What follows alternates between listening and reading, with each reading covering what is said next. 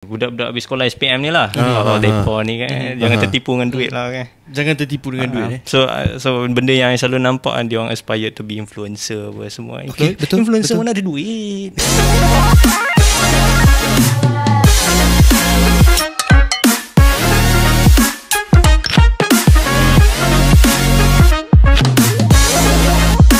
Assalamualaikum warahmatullahi wabarakatuh. Waalaikumsalam. Waalaikumsalam. Salam Shah Alam. Salam Shah Alam. Selamat datang ke podcast Marhain. Yes. Kita dalam musim recording podcast Kopi Dulu Baru Kamu. Betul. Tiba-tiba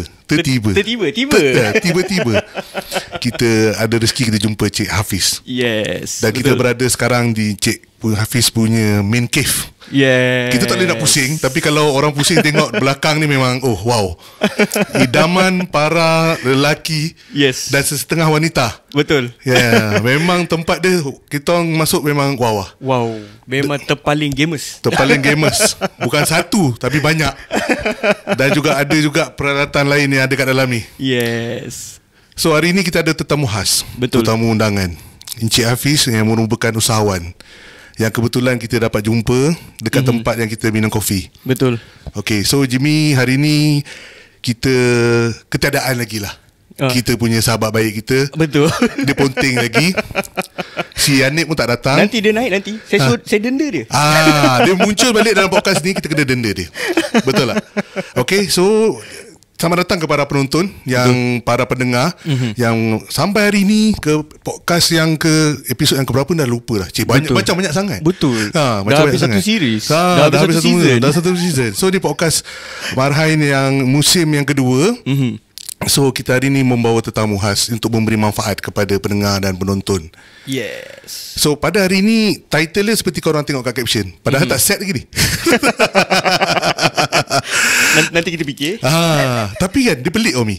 Sebab dia podcast Marhain. Okay. Kita cakap nak cakap selamat datang, padahal kita datang tempat Encik Hafiz. Betul. Jadi dia macam pelik kan. Selamat datang Encik Hafiz, dia pelik. Padahal kita datang buat kat podcast kat tempat dia. Dan studio yang korang tengok, setup yang ni adalah setup Encik Hafiz. Betul. Okay, so tanpa membuang masa, kita perkenalkan Encik Hafiz untuk memperkenalkan diri sedikit sebelum kita memberi soalan-soalan panas. Tak ada.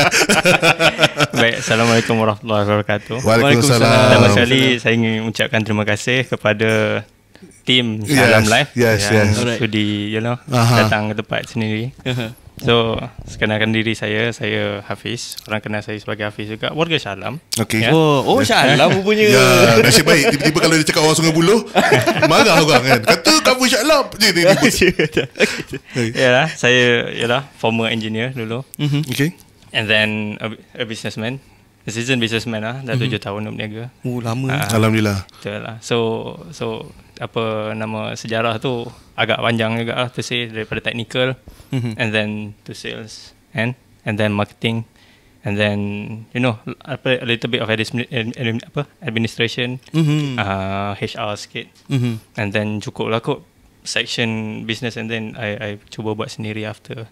So those are my profiles lah. To say if there is specialty yang I betul-betul pilih is operation lah to say. Operation. Operation. So dia sangat dekat dengan food and beverage. Betul lah. So apa business core you currently? And then ada, kalau you, macam sebelum ni kita ada borak sebelum podcast ni kan, ada few business lain. Kalau you boleh terangkan pasal business you. Baik, sekarang ni my core business is dalam F&B. So mainly is a downstream business dalam coffee supply chain called Hidup Cafe lah. So currently kita tahun ketiga. Kita dah survive 3 kali puasa. so itu cara kita kira kan, coming puasa coming juga kan. Betul. And then saya ada satu lagi kedai hot kitchen Ayam Penyet Master di Section 7 Shah Alam juga. So semua Shah Alam downstream dalam supply chain ayam. Itulah. Hidup Cafe, kalau untuk para pendengar dan penonton, merupakan salah satu pot best dekat Seksi 9. Betul. Untuk minum kopi. Sebab dia buka sampai tengah malam. Betul. Kadang-kadang saya kemas meja sendiri. Betul. Kalau tak cukup, kemas meja sendiri boleh tak bang? Boleh. Dah sampai pukul 1, pukul 2 kat situ lagi. Betul. Saya pernah lepak Hidup Cafe, sampai saya kena tahan polis tau. Ya ke? Ya. Serius. Saya kena tahan polis. Masya Allah. Dia juri nak? Tak ada. Saya lepak sampai pukul 3.30 macam tu. Lepas tu ada polis yang ronda naik motor tu tau. Dia naik motor tu kan. Yalah, kita faham lah kerja dia. Tugas dia nak jaga keselamatan kan. Jadi tiba-tiba dia datang kat saya. Buat apa ni? Meeting. Ini kedai dah tutup, kau lepak lagi kan? Dia kata, itulah bang, biasa saya memang lepak sini sampai kedai tutup. Okay. Memang nasib baik kau masa tu tak seorang ataupun tak datang dengan awek ke apa semua kan. Kan dia telefon Jais pula. Dah aku nak kena jamin kau Mi. Seorang podcaster kita minta maaf, Jimmy tak dapat hadir kerana tak dapat buat, tak cukup duit jamin. Sekarang kat lokap. Lepas tu kita buat fundraising.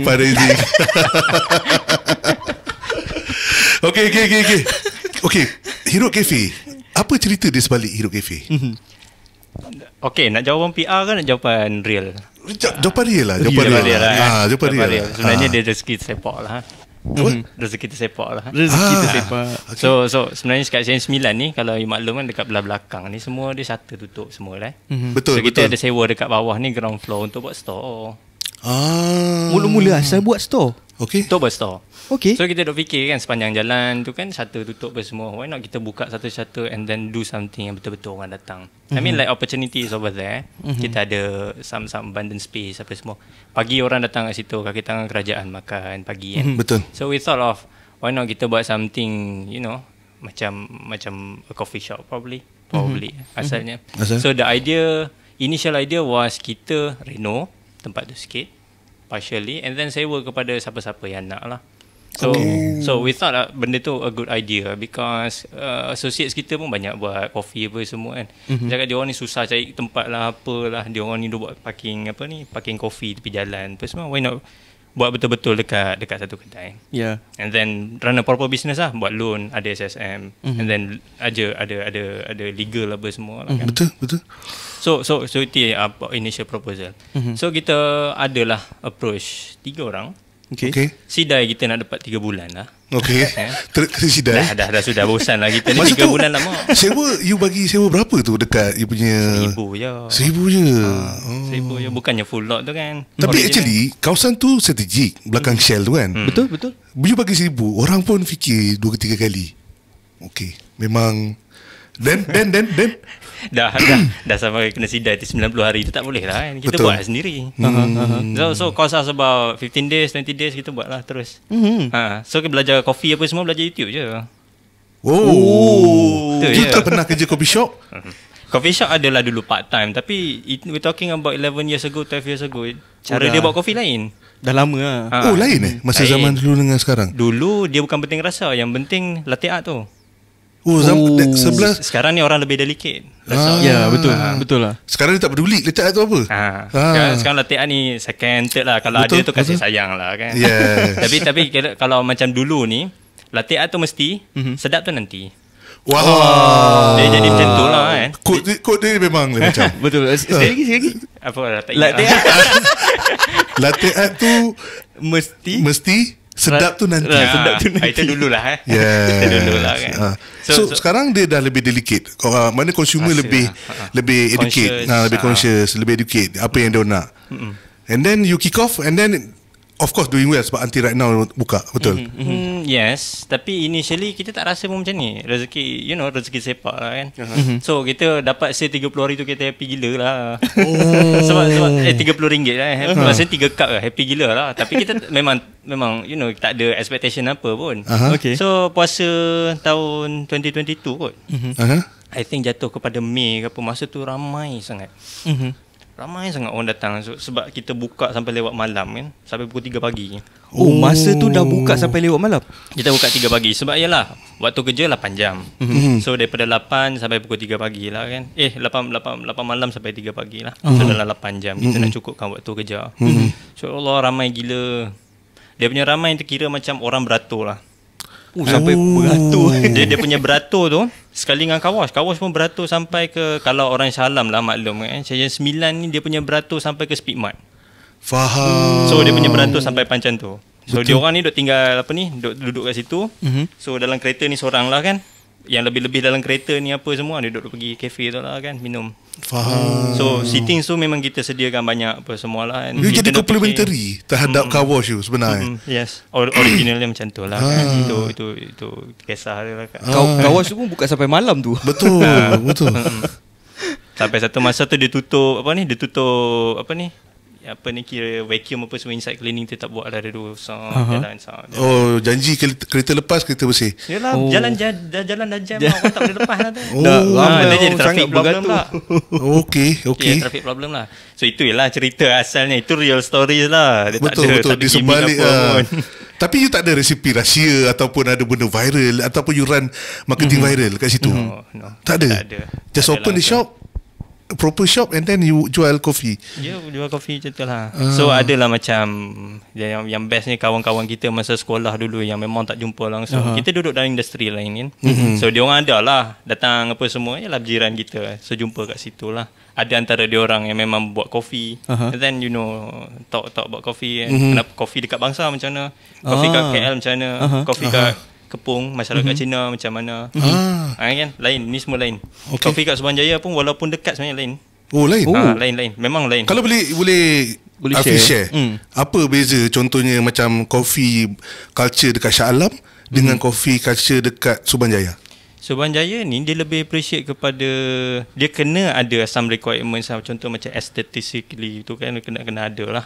Kafe tu kena estetik. Kafe tu kena estetik first. Okay. Secondly, dia tak perlu portion. Portion maksudnya kecil atau besar tak perlu. Tapi yang penting kena sedap. So they will pay extra over there. Shah Alam tak. Okay, Shah Alam macam mana pula? Shah Alam sebab in majority lah, walaupun ada yang appreciate kepada arah kepada arah macam mana nak kata, delicacy of the taste apa semua tu. Tapi in general gula tu kena ada. Betul. Dia bukannya betul atau salah. Tapi masyarakat Melayu dia punya cara makan lain. Di Subanjaya walaupun ada masyarakat Melayu tapi dia pro Cina sikit. Sebab dia orang sekolah dalam macam tu. Consumer coffee ni biasa umur dalam 30-an, dia orang sekolah campur. Gitu. So dia orang ni sekarang dah umur 30 lah. 10 tahun lepas umur 20 kan. So masa tu lah. Dia agak-agak macam tu lah kan. So satu lagi is kalau macam tengok di Bangsa is lain. Bangsa ni dia dengan Shah Alam beza dia, walaupun ada masyarakat Melayu macam tu. Shah Alam ni orang kaya yang dah kerja lama. Bangsa ni masa muda dia dah kaya, dia duduk situ. So tu beza dia. Orang muda yang duduk situ, dia orang kadang-kadang gaji tak logik tau, gaji dalam US dollar apa semua. So dia orang beli harga yang macam tu, and then they are educated on that Western education lah. So apa yang Western buat, apa yang ada kat situ dia probably will buy. So you akan nampak macam some trends yang diorang akan start jual steaks yang harga RM300. That's acceptable for them. Betul, sebab dia are educated lah, dia orang tahu nilai sesuatu apa semua lah. Sebab budaya apa semua. Tapi kita lain, kita ni yang penting patin tu sedap tu. Dia orang tak tahu, dia pun tak tahu patin terpoyak tu sedap. Patin terpoyak dia kata temeluh mana hang. Itulah. Itu beza dia lah kan. So dia ada beza budaya tu significant. Significant lah. So nak berniaga pun kena semak benda tu dululah. Betul. Local culture tu macam mana kan, consumption, buying power dia kena semak benda background kan. Betul lah. Okay. And then masa, terus kata masa tahun 2002 yang orang beratur tu, masa tu 2022 masa tu Hiruk Cafe je ke ada buka kedai kopi dekat street? Yes. Yang belakang dia tu tak ada lagi. Belakang tu Coffee Mio tu itu dah lama lah, tapi dia tak buka malam. Betul. Dia lunch je. Betul. Dia lunch je. Dia lebih kepada macam dining kan, dine in kan. Walaupun instead of you tak ada cafe ke dalam ataupun you tak ada tempat dine in kat dalam, you buka kat luar, people flock to your cafe. Betul. Somehow lah. Yelah, kopi dengan rokok tak pisah. Betul. Mana boleh isap rokok dalam kedai. Betul. Saya pun ada mengalami masalah yang sama. Betul. Dalam kafe mana boleh. Betul. Kita akan cari kedai kopi yang ada table kat luar. Ya, betul. So banyak macam ada vibes healing apa semua. That is popular these days. Yes. Tapi benda tu you could say siapa yang ada those unfair advantage lah tu say. Sebab dia relatif pada tanah and location lah kan. So you nak buka kat mana, kat Shah Alam ada tempat macam tu tak ada. Ada dua je currently, kopi pokok dengan kopi dog. Yes. Kopi dog. DOCK bukan DOG. Takut sebutan saya tak betul lah. Ada satu lagi saya contoh lah, you try discover. Ada satu lagi.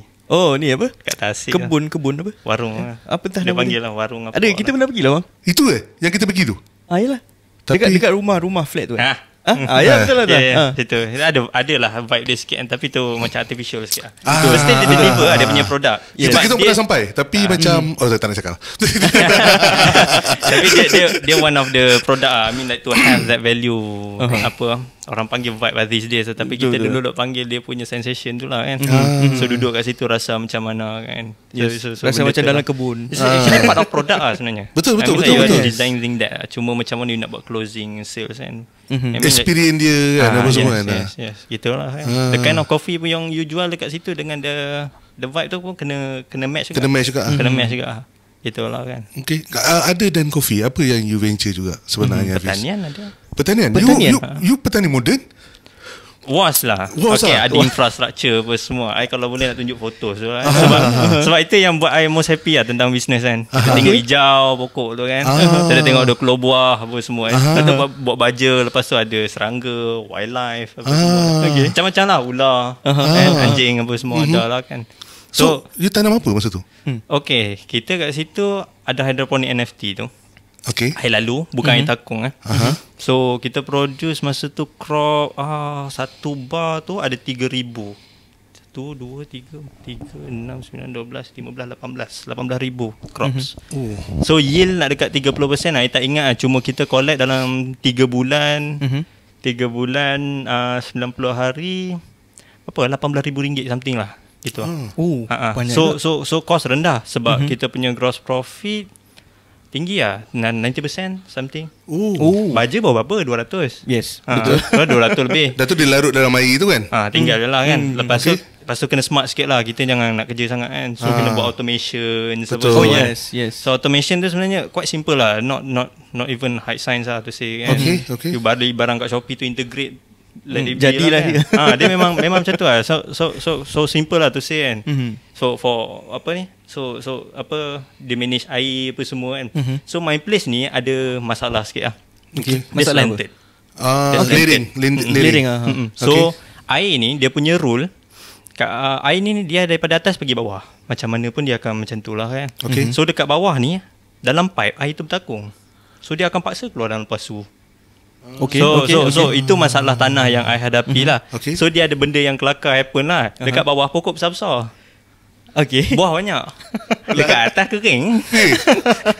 Because hukum gravity tu lah. Sebab tu lah kan. So I duduk fikir dulu kan, why not kita buat satu tower ke apa kan, instead of bother nak buat pump, let it automatically buat, because of that slanted lah. So I discover, so baik kita buat satu tanah rata, kita buat satu water tank yang besar, so high, and then let it run quickly gitu kan, naturally gitu lah kan.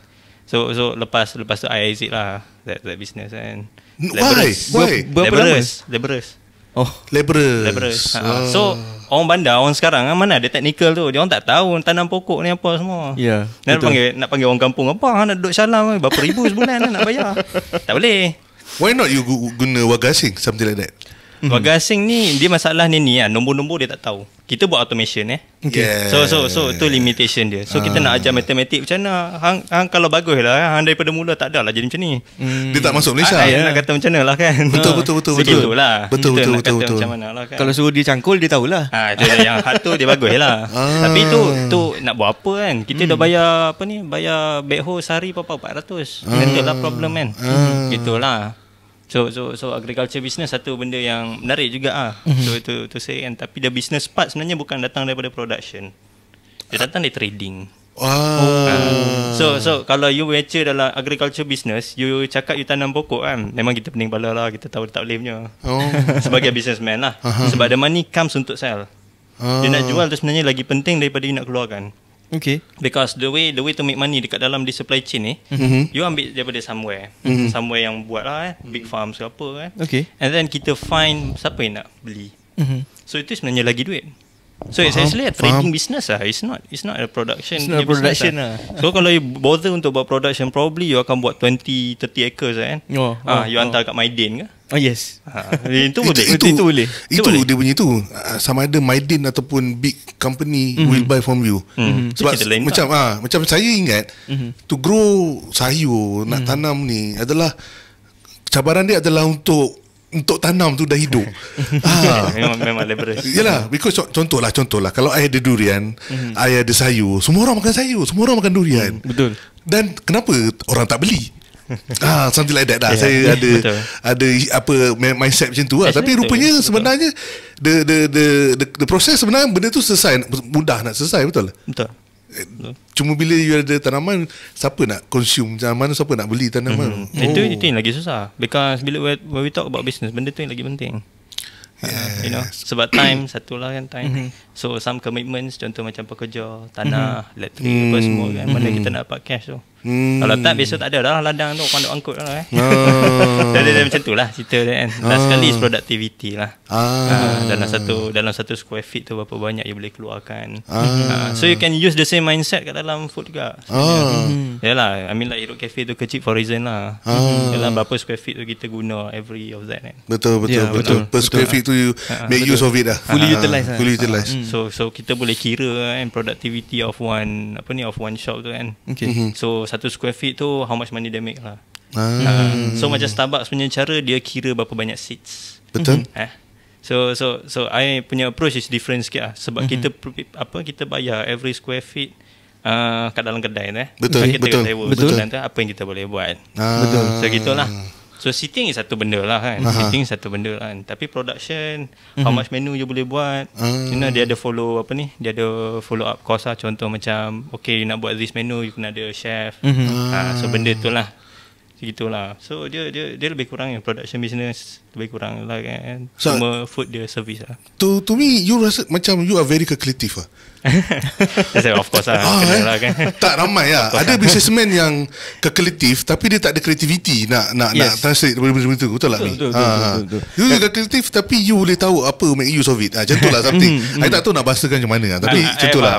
Apa you cakap. Betul. Tapi in general I would say entrepreneurs lah yang ada dia kreatif tapi dia tak kalkulatif. Dia kalkulatif in the wrong direction lah. I mean betul. Bila dia dapat data kan, and then dia proses data tu sendiri dah salah, and then dia proses pun salah dah kan. Output yang dia dapat apa lah. Betul. So kita yang tahu data apa, kita yang tahu macam mana nak proses data. Bila kita dengar output ni apa, dia sembang ni, tak apa, kita diam lah kan. Rumah dia kita duduk lah, kita angguk lah kan. Tapi bila orang tanya opinion, boleh lah kita cakap kan. Tak betul ni, data ni kita tahu ni mana dapat data apa ni, department statistik ke apa kan, you tak pecahkan lagi. Belum crunch. Dia kena tengok. Contoh macam kalau dalam agriculture, tengok lembaga nanas kan. Dia duk bentang je MD2 ni paling mahal apa semua. Betul. Yang betul buat duit mana? Tak tahu. Kita tak dapat. Dia tak semestinya MD2 right? Sebab you nak masuk dalam supply chain, you nak invest masa dalam ni, you nak invest duit. Betul ke MD2 buat duit? Dia dah semak dulu. Benih macam mana? MD2 tu Ferrari. MD2 tu sudah duk menang dekat downstream. Kita ni upstream, nak pergi masuk upstream kan. Mana duit? So benda-benda macam tu kita nak tengok. And then some exit plan you kena fikirkan macam mana lah, how much money yang you nak pakai, how much money yang you akan dapat nanti, how long it will take. Yalah, some businessman dia ada creativity tu tau. Tapi dia tak tahu macam nak kira betul-betul. In sense of, okay, we talking about 7 digit kan. Berapa 7 digit tu? Awal ke akhir? Ke tengah? Ke tak ada? Itu yang paling. Selalunya tak ada. Selalunya rentung. Selalunya saya lebur yang macam tu lah. Tapi entrepreneurship tu lah, if you kena detail sikit lah Lepas tu kena betul. Satu lagi tu, yang ni lebih penting lah, kena betul lah kan. So tu jarang orang ambil tahu, jarang orang appreciate lah. So, macam mana you tahu je betul?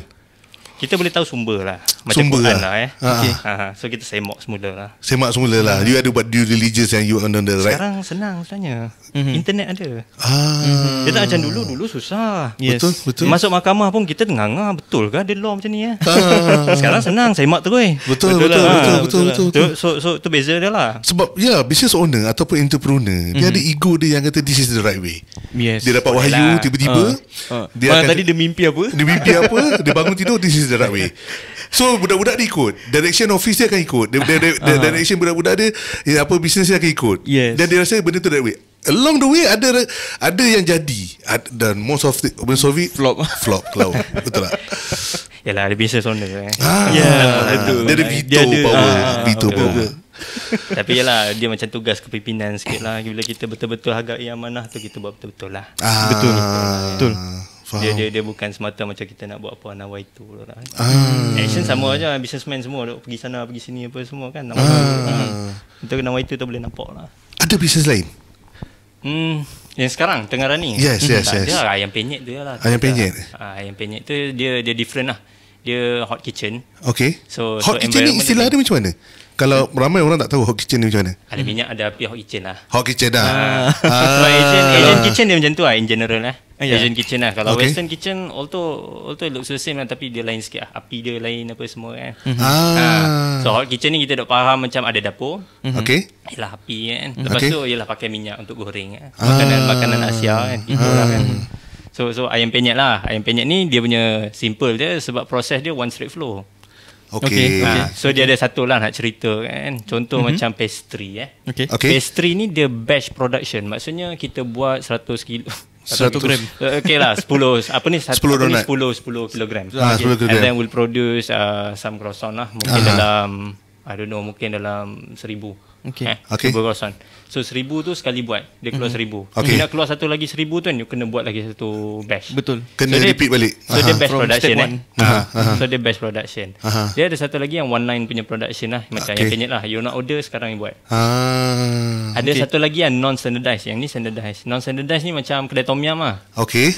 Bos, I nak ni kurang pedas, tak nak sayur lah. Dia customise. Every order unique. So dia personalize lah. Yang tu sebenarnya dia makin lama makin skillful lah orang yang buat tu kan. Betul. So pastry ni bukan nak kata dia least skillful lah, tapi tu say dia tak akan jalan kalau macam misal kata kan, in order for you to start bancuh ni apa semua, you kena ada 10 biji telur. Ada 9 je. Carilah lagi satu. Memang kena cari. Dia tak boleh jalan je. Tapi kalau hot kitchen ni bestnya apa kan? Chef ni kurang masin lah. Okay, taruh dalam MSG. Kita boleh cut sikit. So istimewa je kalau ni lah, kalau one line production lah kan. Ya, pasal tu macam banyak bakery shop dia central kitchen dia lebih mudah, and then the batch, and then the go 5 volume lagi okay. Even after pun masa selling pun dia have to ada satu volume, benda tu dah store satu tempat, and then they have to distribute. Betul. Kalau macam one line susah. One line ni macam kereta lah. Ada satu kan, masuk ada satu biji keluar. Sehari tu mungkin 10 je siap gitulah kan. Kita tak boleh buat macam so boleh tak kita buat 1,000 sekali krap, tunggu sebulan pop keluar 1,000. Betul kan. Dia macam tu lah. So cafe, kalau katakan contohlah, saya punya pemahaman orang Marhain macam saya kan, kalau you buat coffee shop, biasa you akan pergi macam bakery, you buat cheesecake to supplement your coffee shop. Why ayam penyet? Ayam penyet is just some other spin off lah to say lah. Okay. I fikirkan macam cafe ni satu environment lain. Okay. They bring to different culture, and then they attract different segment of people lah. Tapi I lebih dekat kepada masyarakat yang genuine dengan themselves. We know how tight our economy is. Yes. Ada some people yang memang regardless of how tight tu, duit pun tight jugalah kan. Tapi tak apa dia, apa-apa pun tak apa lah, belanja Janji dulu. bergaya. Janji Ada bergaya. yang macam tu right. Betul. So tak ada masalah, tak apa. Tapi I suka orang yang I always advise be realistic lah.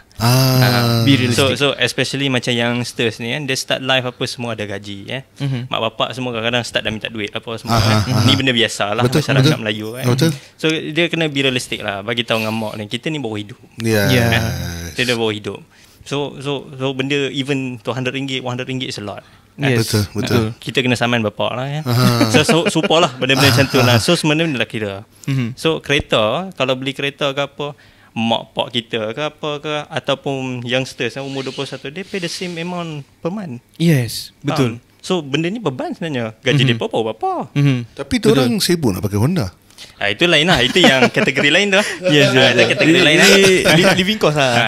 Itu kategori lain. Tapi ada some people tu dia macam mana, dia punya tight spot tu different lah. In sense of okay, dia keluar dia punya loan study ni besar. Betul. Bisa kata. Ataupun na'uzubillah lah kan, dia punya ahli keluarga dah tak ada kan.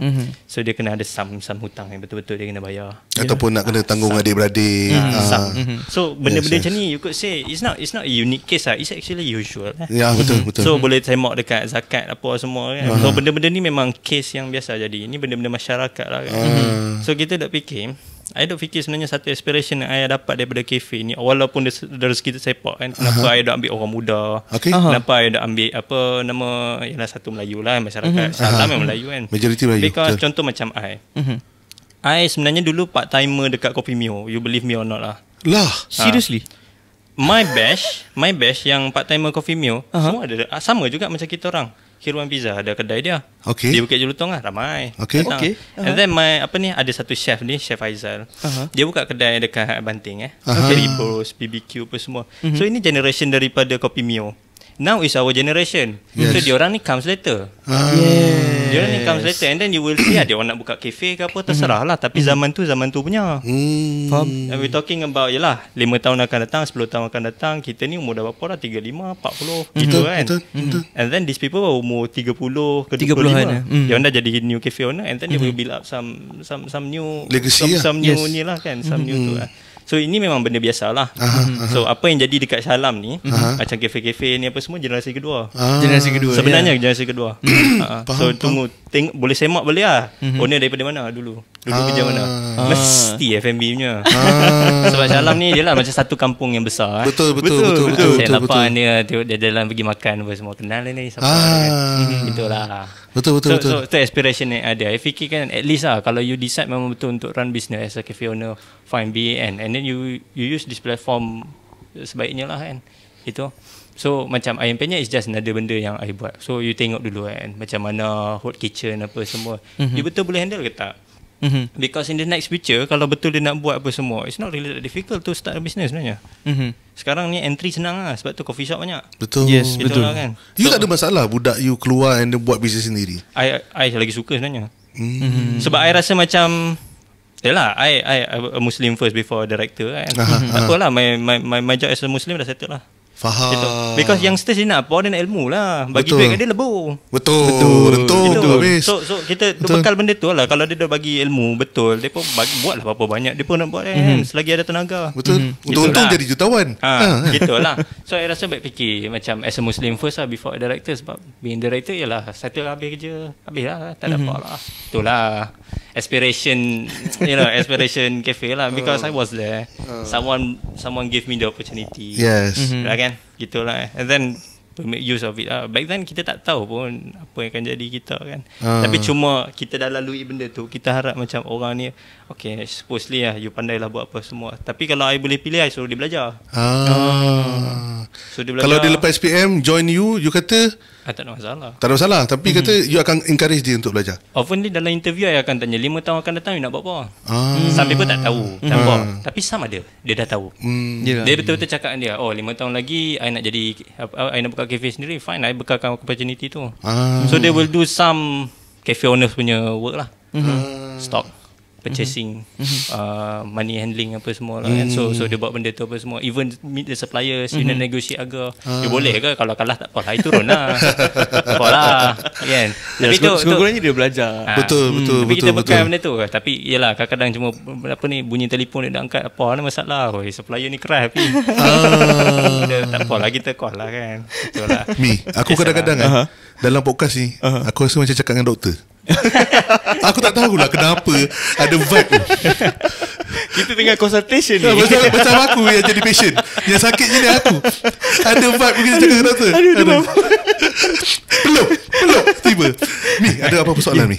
Saya rasa kita break dulu. Okay. Lepas ni kita sambung lagi. Alright. Tak sedar Mi, masa dah tak betul. Sedar. Okay, kita kembali lagi ke part 2. Yes. Podcast Marahan bersama Encik Hafiz. Okay, jumpa sekejap lagi. Bye-bye.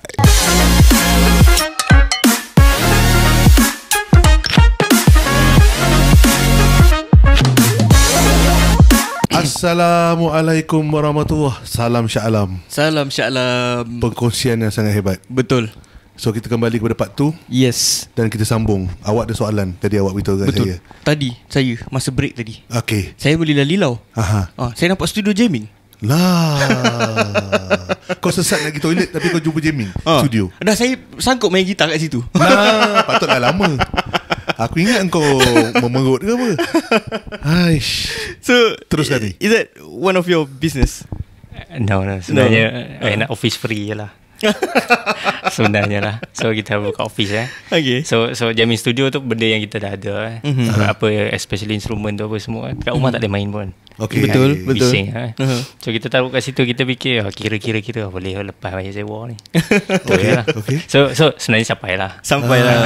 So itu memang hobi ke atau memang atau sebelum ni pernah Okay, dulu masa I dulu student UIA Okay. So kita ada main band. So cerita dia originally kan, kita duduk satu bilik ni berjiran dengan gitaris Okay. orang Kuala Selangor. Okay. I sampai sekarang lagi yang kontak dia kan, seronok lah dia. So dia duduk main gitar apa semua tau. Ada orang nak main gitar lah, ketuk lah pintu kan. Dia dah takut lah ingat kita nak hantam dia ke apa kan. Weh, jom jamming, aku boleh main semua instrumen ni on. Okay. Dia cakap macam tu lah. Lepas tu dia tak pernah jamming, dia duduk main dekat bedroom je kan. So dia start kat situ lah. Masa sekolah dulu adalah main sikit-sikit, tapi yalah tak ada orang nak tunjuk macam mana kan. Until YouTube ada senang. Betul. Semua boleh belajar kat YouTube. So dia macam-macam lah. You nak tahu gitar, you nak tahu drum apa semua lah kan. So bermula masa zaman tu dah senang lah ilmu apa semua. So kita pergi jamming, and then ada circle, kita start naik atas stage, and then so on lah kan. And then bila kita grad tu, kita grad lah. Kita start dari situ. Pernah lah. main dekat gig tak? Gig tak pernah. So UIA kan dia kena friendly lah Dia kena healthy lah. Betul. Itulah. So you pernah berada dalam zaman rockstar tu lah? Ada. Rambut panjang. Boleh share genre music you yang you main? Back then actually kita main metal lah. Wah. So my time dulu, benda yang paling seronok kita dengar was Avenged Sevenfold Dear God tu kan. Yes, betul. So dia punya gitar solo tu garing kan. Betul. So itu benda yang paling seronok lah kan. So kita main lagu-lagu macam tu lah. I would consider them metal lah. Cuma ada yang jerit-jerit tu kita tak suka sangat lah. So that was the team yang kita main on. There are lots of lagu yang kita buat. Lots of them. Tapi kita tak main. Kita tulis gelak-gelak simpan. Lah, kenapa tak main? So kita rasa macam okay lah kita boleh buat, tapi nak training something else. Yes. Gitu. So we have lots of lagu. Bila kadang-kadang kita minta nak perform ke apa, kita duk belik lagu apa nak dengar. So bila kita tengok music sheet tu, sebenarnya kita dah dengar. Maksudnya in sense of visually tu, kita boleh convert bunyi macam mana. Kita tahulah boleh lagu ni kita ambil. And then baru kita training. Gitu. Sebab apa, kalau kau dah tahu bunyi macam mana tu, dia lebih kurang lah. Dia dah tahu macam mana. Cuma nak alter jadi benda tu menarik tu different. So walaupun lagu yang sama, you ganti gitaris, dia jadi lain. Oh, ya ke? Yes. So contoh hampir macam penyanyi lah, lebih signifikan dia lebih beza terus kan. So benda yang macam kurang berbeza, ambil contoh macam drama, actually signifikan juga tapi dia dah jadi macam kurang signifikan. Dia just bagi note by note, dia dah boleh lah kan. Gitulah. So band ni sebenarnya dia lebih kepada, walaupun dia benda-benda seni tapi dia lebih dekat kepada ilmu berkumpulan berpasukan macam mana. Betul. So apa ni, dalam main band ni cabaran dia is training, komitmen orang tu lah, disiplin orang tu biasa lah. Betul. So dalam disiplin tu pula satu lagi level of talent tu. So kita tak boleh tinggalkan satu just because dia lambat. Betul. You have to cope with that. Some vocalists are very good and then dia punya basis kurang sikit lah. Lama bika. Kalau RTM dia ganti je. Tapi kita tak boleh lah. Tak ada tadi. Kita tak boleh lah. Sebab tu kalau perasan, band ni biasa dia few years dia akan pecah. Dia akan Because speed of apa, yes, kadang-kadang komitmen. Betul, komitmen. Saya sendiri pun main a few band like dulu lah, masa habis-habis sekolah dulu kan. Jamming tu kan. Daripada main tepi jalan, tepi sempang, kita pergi jamming. First time main electric guitar, kita tak pernah main kan. Lepas tu main dengan satu band ni, lepas tu tukar main dengan satu band. Kat universiti main dengan satu band lain. Kau dah jadi macam sejenis lah. So kenapa tak komersial kan? Why you do record, keluarkan single ke apa dia panggil? Apa, bukan single, dia panggil apa? Sample audio, apa, album apa semua. Album and so on, undergroundly macam tu lah. Kita tak ada direction. Dulu kita duk main competition, collect duit lah. You want real answer tu lah bagi kan. So kita dah masuk competition, yalah kita collect duit, beli equipment tu yang best tu. Betul. Gitulah. And then dia berkumpulan tu sebenarnya best lah kan. Gitu lah. Teman music dia tu, dia connect people lah. Betul. Ada tak belajar betul-betul music, masuk kelas ke? Tak ada. Dia sepatutnya kena. Sepatutnya kena. Okay. Tapi cuma kita sebab dia panjang lah. Bagi satu-satu lah. So kalau macam misal kata dalam muzik ni, walaupun macam misal kata apa like music apa semua kan, walaupun you boleh belajar YouTube, tapi sentuhan tu tak ada. Sentuhan tu sentuhan tu tak ada. So you bagi gitar yang berbeza pada orang yang berbeza, bunyi dia beza lah. Macam-macam suara kita kan. Kita nak nyanyi alunan suara tu macam mana, kalau boleh nak lunak apa semua tu kan. So sebenarnya kita jumpa cikgu tu antara benda-benda, kadang-kadang benda-benda kecil tau. Contoh macam apa ni, Rahman Mahmud ni, siapa nama, Makidal. Dia ajar petikan saja. Macam mana nak petik tu, plucking ni gitar. Petik dia main laju apa semua kan. Itu So sebenarnya yelah, benda tu penting sebenarnya. Dia nak walaupun itu saja macam yang hero-hero tangan tu. Itu boleh jugalah, tapi tu macam nak kata tu sebenarnya simple lah. Itu simple. Itu simple lah. Yang susah petikan. Petikan. So istimewanya semua orang boleh main yang bunyi lagu-lagu apa benda lah, nama lah kan, gereng-gereng apa semua tu kan. Tapi kenapa bunyi orang lain-lain? Dia sebab petikan tu. So imaginasi kita, macam some people dia tak boleh fikir macam tu. Okay. So some people dia macam dia dah boleh fikir. Contoh macam Abang Man ni lah kan. Dia very good Dia dah tahu bunyi tu macam mana dalam fikiran. Dia boleh zahirkan guna equipments. Itu sebenarnya itu yang buatkan you jadi musician. Bukannya dia tak betul lah. Bukan tengok video orang, boleh lah, ikut video orang. So itu showmanship bagus lah. Itu showmanship okay lah. So tu jawapan dia. Okay. So maknanya kena pergi kelas juga. Betul. Tak boleh lah macam saya main kat tepi sempang. Tapi tua macam kita Bi. Macam kita tiba-tiba sebaya pula. Tua macam kita nak pergi Yamaha muzik dengan budak-budak sekolah. Kau budak-budak tu ingat apa pula? Kita kena daripada bully je. Kita nak jentik dia tak boleh. Dia sepak kita macam mana ni? Okay. So sampai sedalam itulah minat daripada hobi main kat universiti dulu. Jadi sampai sekarang ada studio. Studio tu memang nak. Dulu aspiration kita duk fikir hitung dalam umur 40 probably. kita fikir kan. So some of my friend yang tadi aku cakap tu kan, duduk Kuala Selangor tu pun dah ada studio sendiri. Dekat Melaka lah kan. So he came to this studio juga. Tengoklah macam mana apa semua different lah kan. Filosofi tu different lah. Cuma kat sini kita ada macam band. Actually dia dulu worker staff hero juga. So dia memang main band, dia memang suka. So masa I main band dulu pun dia suka datang rumah main sekali. Main sekali okey lah kan. Masa tu yalah new ni kan. Dia baru umur 17 so. 16 dia tu kan. Sekarang dah umur 21 lah. Cuma I ajar dia, walaupun dia boleh buat music apa semua orang boleh buat, tapi business skill dia ada tak? So business skill yang buatkan you punya band boleh masuk. Alhamdulillah sekarang masuk Rumah Api main. Rumah Api is a gig punya ni kan. Tapi originally dia start small lah. Macam-macam business dia punya perjalanan apa semua. I betul-betul sukalah dengan apa dia buat sebab music dia buat music main dalam band. Macam mana semua orang main, tapi ada kan yang sampai ke macam tu. Betul. Very few So dia start macam makin sikit and then dia punya kenalan makin quality. And then dia boleh berniaga lah. Dia boleh berniaga lah. Dia faham saya cakap apa. Harapkan manager. Sebenarnya dia dah boleh berniaga lah. Cuma I tak tahu macam mana. I bagi tahu you project diri you 5 years akan datang kan.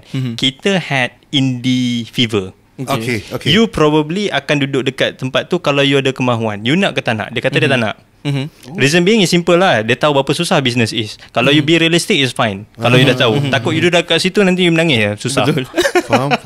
Sebab you know how difficult it is to run business kan. Semua orang tahu lah kan. Tapi bila dia dah had a taste of that, how complex it was, and then they decide to not, fine, it's fine. Kalau dia still want to do it, it's fine tu lah. Maksudnya dia dah ada mission dah. Dia dah tahu dia nak buat apa lah kan. Tapi dia dah tahu, and then that's not what they want to do, fine, it's okay lah. Sebab dia tahu apa dia nak. Betul. That's the difference lah kan. So dia tahulah kan. Faham. Menarik lah. Ini satu benda yang betul-betul I suka, because it's a part of my aspiration. I nak bentuk orang, you know. Betul lah. Faham. So walaupun Jamie Studio macam ni lah. Tapi benda tu sebenarnya tak ramai orang. Ramai orang nak mempergunakan orang. Betul. Instead of inspire, empower orang. Ramai orang just nak make use of you. Betul tak? Dalam keadaan dunia moden lah, akhir zaman, dunia tipu-tipu lah. Dunia tipu-tipu. Betul. Kalau you ada kesempatan lah untuk advice anak-anak muda sekarang, especially yang dah habis sekolah, apa yang you akan advice? Oh ni budak-budak habis sekolah SPM ni lah. Depa ni kan jangan tertipu dengan duit lah kan. Jangan tertipu dengan duit. So benda yang selalu nampak kan, dia orang aspire to be influencer apa semua. Betul. Influencer mana ada duit. Betul. Dia bukan duduk sewa BMW. Bro, dia BMW bro, kita sewa Bentley lah. Kita main game macam tu lah man. You tengok macam orang yang betul-betul kaya. Let's talk about apa kita duk fikir macam Halim Saad Betul. apa ni kontroversi sikit Tun Daim. Tapi I kenal Daim macam mana. Cuma I tahu dia memang businessman and then he's intellectual. Benda yang commonly ada dekat kategori orang yang macam Tan Sri apa semua, they are extremely intellectual. Dia bukannya boleh lah post kat ni kan. Itu tak betul. And then the world will be that way in the future. So you just imagine lah kan, you punya pemimpin orang yang macam tu lah, habis lah kita. Tapi Hafiz, last time yesteryear memang macam tu. Those people tak gunakan social media. Right now they are looking upon Khairul Amin. He is influencer. Ada kilang, jual barang sekali launch juta-juta. They want to be like him. Apa pendapat you? Kalau Amin, I kenal dia okey. Ada okey. Dia genuine lah. Dia genuine lah. Cuma orang tak tahu apa susah lah dia dulu lah. Faham. Itu orang tak nampak. Dia kaya sekarang 7 tahun lepas dia buat apa, semak lah. So semua orang berusaha. Betul. Dia Part grind tu orang tak nampak mana ada. Dia tahu tiba-tiba Lamborghini mana dapat lah. Tengok number plate lah, semak lah kan, Datuk mana punya lah. Betul. Company mana punya. Itulah macam tu kan. Tapi yelah, kalau ambil contoh macam Khairul Amin, fine. Okay. I rasa dia buat benda yang sangat baik. Dia bagi mesej yang sangat baik and they lead people to the right direction lah. So kita tak nak pemimpin yang bawa you ke left direction lah so tu banyak influencer lah. Because they have lots of time, tak tahu apa nak buat, dia dah sesat kat orang lah. Betul lah. Influencer macam kita orang memang tak ada Lamborghini. Tak ada. Jangan risau. Jangan risau. Tadi record pun tekan sendiri tadi. Tak ada staff. Betul. Kita orang bukan macam podcaster lain yang ada the whole team. InsyaAllah kita produce ni, kita sendiri edit, sendiri upload. Dan nasihat juga kepada kalau golongan muda dan golongan yang baru nak menceburi bidang perniagaan. Because ada juga orang yang dah fed up makan gaji. So dia kata I'm ready for entrepreneur punya world. Apa nasihat you? Entrepreneurship ni I fikirkan dia satu profession je. First thing first kena fikir macam tu lah. Profession. So dalam banyak-banyak profession dia ada satu bercabang lah kita panggil entrepreneurship or business lah. So itu kena ada mindset macam tu. It's not because you run business you ada exit plan yang baik. Okay. So orang yang macam pencen apa itu cerita lain lah sebab dia memang dah habis tugas masyarakat dia, and then dia along the way why not dia berniaga. And then kalau you choose kalau macam misal kata orang baru mula nak berniaga apa semua, preparation tu kena ada. Preparation. Ilmu tu kena ada. Foundation satu lagi kena ada. So my advice is kalau you nak run a successful business, betul-betul a successful business kan, to say kan, first thing first, kalau you ada duit, jangan buat baru. Buy a profitable business. Okay. Kalau you buat baru, tak payahlah, you kerja lagi lah, banyak sikit duit lagi. Susah you. It will cost a lot kan. Cost lah. Capital untuk beli existing business. Dan dia kadang-kadang pernah jadi juga orang nak jual car wash biasa, lock, stock and barrel 25,000. Bila kita tengok apa equipment dia ada pump water jet satu. Itu I mean those renovation kononnya. Dan banyak juga orang exploit dan dia dump kat situ. Dan dia kata why you buy this kind of thing to 35,000? Macam mana saya cakap? Sedih saya cakap tu tak sampai lagi intellectual level dia lah. Belum ready gila. Betul. So bukti dia tak berjaya lah. So I bagi tips to be successful dia kena ada tu lah. Walaupun Cok, kalau dia beli franchise, adakah sama macam you punya advice? Masuk franchise, licensing apa semua?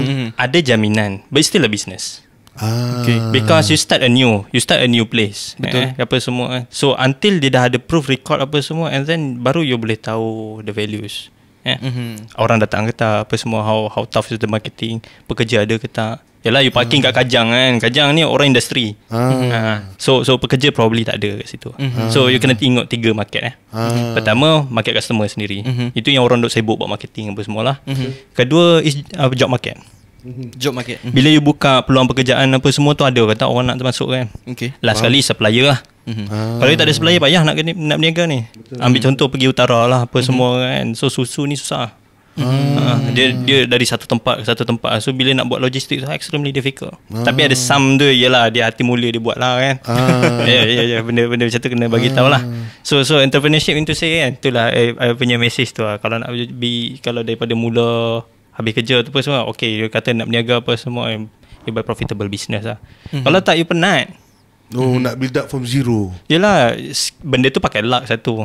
Okay. Kan, pakai luck satu. And kalau profitable business different. You masuk, you dah ada skill yang masa you kerja apa semua, you bawa balik lah, and then you kerja lah macam biasa.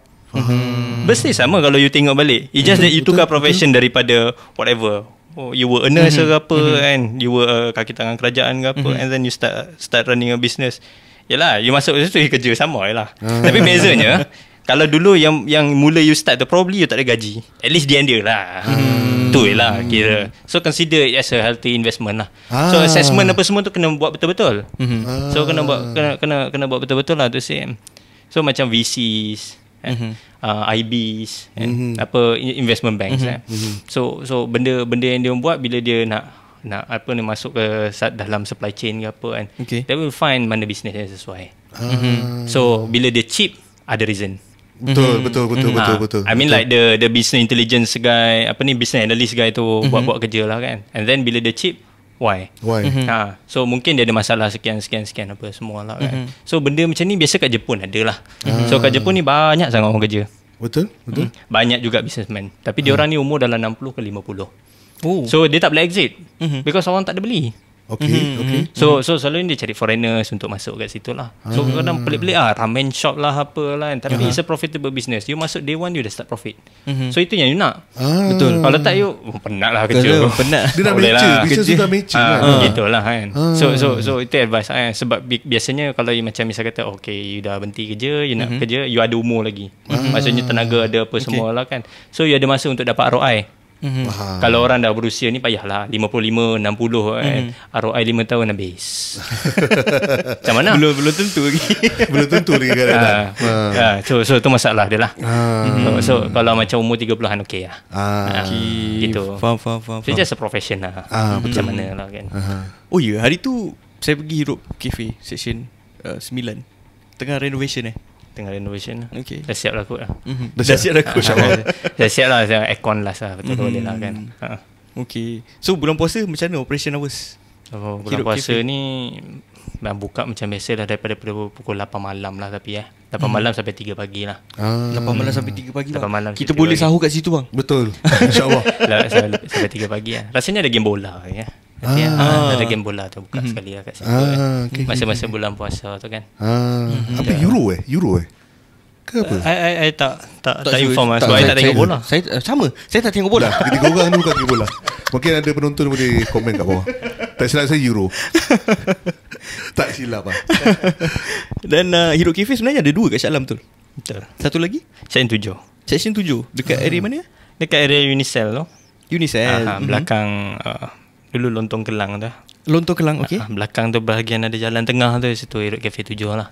Oh, ini sederit dengan Hakim lah. Sederit, dia Hakim lama tu lah. Hakim lama belah atas tu kan. So dia dalam compound yang sama lah. Cuma dia ada belah tengah tu, kat tengah suruh orang dah buat shortcut kan. So kat situ Hero Cafe 7. Enlot dekat Enlot. Dia ada potong kat situ. So tempat tu menarik sebenarnya. I fikir macam kalau I duduk lepak sebenarnya 7 lah, nak 9 lah. Tapi orang suka 9 sebab dia senang datang. Betul. 7 ni U-turn. Betul. Might as well you go straight kan. Tapi itulah set 9 terus lah kan. So itu different lah. Set 7 tu tak tahu, I memang suka lah. My touch is over there lah. I see. My touch over there lah. Sebab dan itu your heart pun dekat situ. Tu saya lah. Because that one is the place yang I intentionally nak.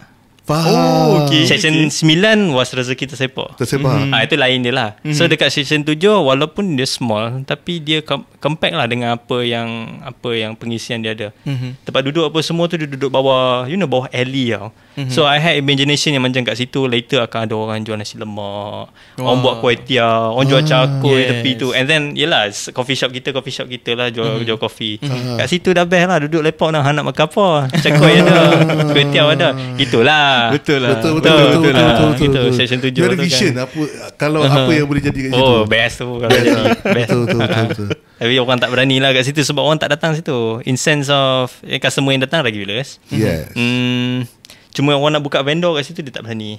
Betul. Macam tak ada orang. Macam tak ada orang. Dia takut dia buka kat situ orang tak datang. Itulah. Tapi datang sebenarnya lewat. Dalam pukul 10 terus tak datang. Biasa lepas isyak lah. Dia orang ni lepak-lepak lu 9.45. Yalah bala-bala mesej apa semua. Lepak mana. Kena lah saya 7. Betul. Dah pisang semua. Dah settle kerja masing-masing dah settle kan. Lepas isyak. Sen 7 buka sampai pukul 3 juga. Sama lah. Oh, okay. Any upcoming events Hidup Cafe? I tengok you pergi dekat mana? Ceruk Temu. Okay, Ceruk Temu ni kita originally is a studio punya work lah. It's a studio, okay. So kita buat gig kat situ. So diorang dapat banyak, diorang start anjur gig and then lots of some other ground section tu and they start buat gig kat situ lah. Okay. So tempat tu pun macam conducive and then spacious. Okay. So sebab I just fikir kan, alang-alang dia buat gig apa semua tu kan, dengan studio kan, Hidup Cafe ada something lah dia boleh ni kan. So I kena negotiate dengan dia orang. Dia boleh lah dia kata buka vendor apa semua. So kat situ kita tak jual kopi lah, tapi kita jual sparkling macam mocktail lah. Yes. Mocktail lah. Dah prepared. Dia bukan kita buat macam tu. So kita shake lah macam bartender. Betul. So kita serve macam bartender lah. Cuma kita buat dalam take away cup lah, sadly tu lah, sebab kita tak boleh simpan cawan situ, tempat wang. Betul. Dah tak boleh bawa cawan banyak-banyak, tak boleh lah. Kalau tak kita konten tu tak ada alkohol lah. Ada lah. Mocktail. Tapi itu satu tarikan lah dalam. Betul. Dalam apa ni, dalam dalam music punya audience ni kan. Diorang dah datang not for the brand, walaupun kita taruh kat situ, tapi the servings of bartender tu dia macam create satu new things lah. So orang ingat lah kedai apa ni dia buat bartender itu kan, tapi dia tahu kalau studio ni punya gig dia tahu mesti ada punya ni. Jadi memang datang dia orang nak beli. Betul. Dia sebab saya pernah layan bartender punya skill. Yang dia buat tu kan, aku layan dia buat ais dia jadi cube, benda semua dia lambung, dia masukkan banyak alkohol, walaupun saya bukan consumer alkohol. Dia shake. Saya layan the art of the thing. Very deep lah benda ni kan. Lepas tu orang yang buat tu pun dia ada macam uniform dia apa, ada getah kat sini, tangan lengan panjang ni kan. And then dia style gila kan. That's very interesting. Kita nak kena datang. Kita kena datang. Kena datang. One day kita kena datang. Kita datang dan buat podcast. Betul. Boleh Ceruk Temu tu. Ada banyak podcaster buat situ. Tengok selalu siang lah sebab natural light kan. Okay. Dan rasa InsyaAllah kita mungkin boleh, cafe dah siap, kita dah boleh buat podcast kat sana. Kalau Cik Hafiz setuju. Dan kita menyelami lagi budaya kopi. Boleh, and then kita nak bagi manfaat. Sebab ramai orang duduk kat Shah Alam, dia kata kat Shah Alam ni tak ada apa-apa. Betul. Bandar mati and so on. So dalam masa sama juga sebenarnya banyak apa yang jadi kat Ceruk Temu, apa yang jadi dekat Hidup Cafe 9, 7 apa semua kan. So nanti kita kalau boleh kita nak bagi orang bagi tahu lagi. Betul. Kita nak amplify benda tu kepada orang, dan orang dah masing-masing dapat manfaat lah. The whole ecosystem of Shah Alam, that's the reason behind Shah Alam Life. Yes. Seksi 9 tu pun kejap lagi dah jadi satu alley coffee. Street coffee. Dan rasa kalau Najwa Halimi, kalau kita tag Najwa Halimi, rasa dia kena recognize lah. Betul. Betapa banyak ya peniaga-peniaga lokal yang kopi dalam satu lorong. Tak payah tengok mall, dalam satu section, satu compound. Ramai. Kopi Mi memang dah sini ya. Datang Europe. Lepas tu ada Blend Roasters, Naf Coffee. Naf nama dia. Naf. Lepas tu ada few lagi kita tak tahu. Ramai.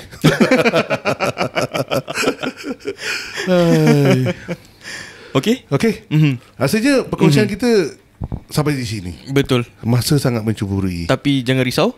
Sebab kita akan pergi hidup lepas ni. Nantikan episod khas Kopi Dulu Baru Kamu di Hidup Cafe. Dengan setup bukan setup, dah renovate. Dah ditambah baik. Kedai yang baru, serba baru. kedai yang bau kedai. Betul, bau kedai. Dan terima kasih banyak-banyak Encik Hafiz. Yes. Kerana mengundang kami untuk buat podcast selaku podcast Marhain yang selalu bergerak. Kita ada material ni, kita zap, kita terus hantar macam wartawan. Kita ni podcast Marhain ni first time ni dekat studio. Betul. Sebelum ni kat kedai mamak je. Belakang saya orang masak tom yum. Itu memang tak boleh. Memang tak boleh nak lupakan. So terima kasih banyak lah jemput kami datang sini studio yang cantik. Sama-sama. Sejuk. Selalu berpeluh-peluh kalau selalu buat podcast. berpeluh-peluh. Selalu 2-3 kali berhenti. Those days. Okay. Alright. Okay. Terima kasih semua. Okay. Hafiz, Encik Hafiz ada kata-kata ini last word lah untuk nak beritahu kepada para pendengar podcast Marhain. Tak ada. I nak ucapkan terima kasih banyak lah penonton apa semua. Moga usaha tu dihargai. Dan selamatlah. InsyaAllah. Alright. Terima kasih. Itu Mi. Okay, itu saja nampaknya kali ini. Kita berjumpa lagi dalam podcast yang keberapa Keberapa tak ingat. Saya pun tak ingat. Sebab kita rekod pun dah mana rekod sana dulu, rekod sini dulu. Betul. Terima kasih kerana menonton. Dan terima kasih, jangan lupa komen dan subscribe.